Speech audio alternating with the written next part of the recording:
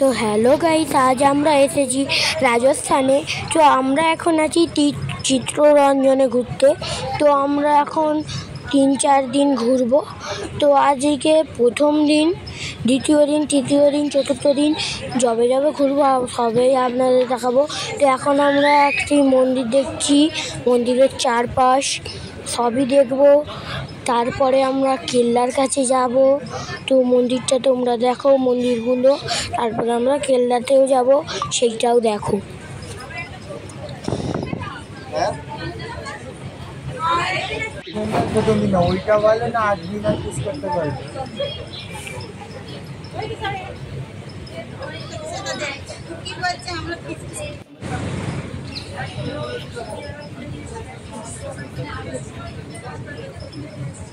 তো আমরা এসে গেছি এখন একটা কেল্লার কাছে।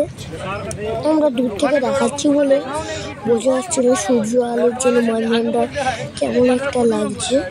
তো আমরা ওর কাছে যাবো। তো কাছে চলে এসেছি, পুরোটা দেখাতে পারছি না, তবে ভালোই লাগছে।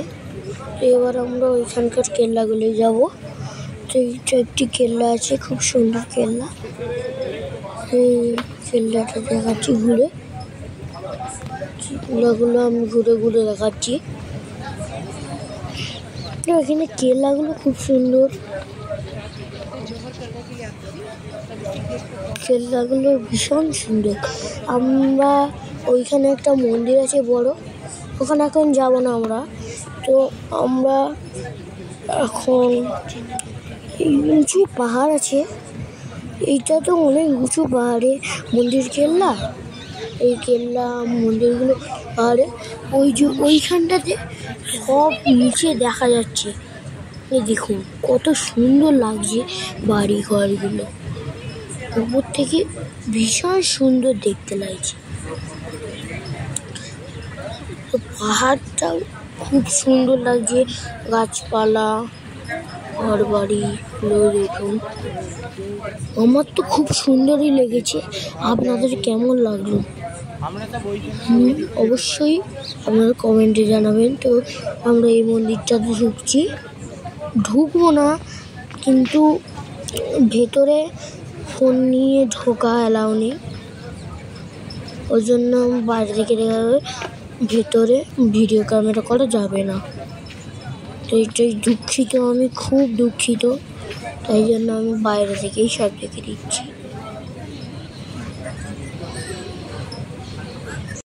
আজ আমি ভিডিওটি এখানে শেষ করছি। ভিডিওটি ভালো লাগলে কমেন্ট করে জানাবেন আপনাদের কেমন লাগলো। তো আজকে আমরা চিত্তরঞ্জনে গেছি, অন্যদিন অন্য জায়গায় যাব। কালকেও আপনাদের সঙ্গে ভিডিওতে দেখা হবে, এমন করে 2-3 দিন তো দেখা হবেই।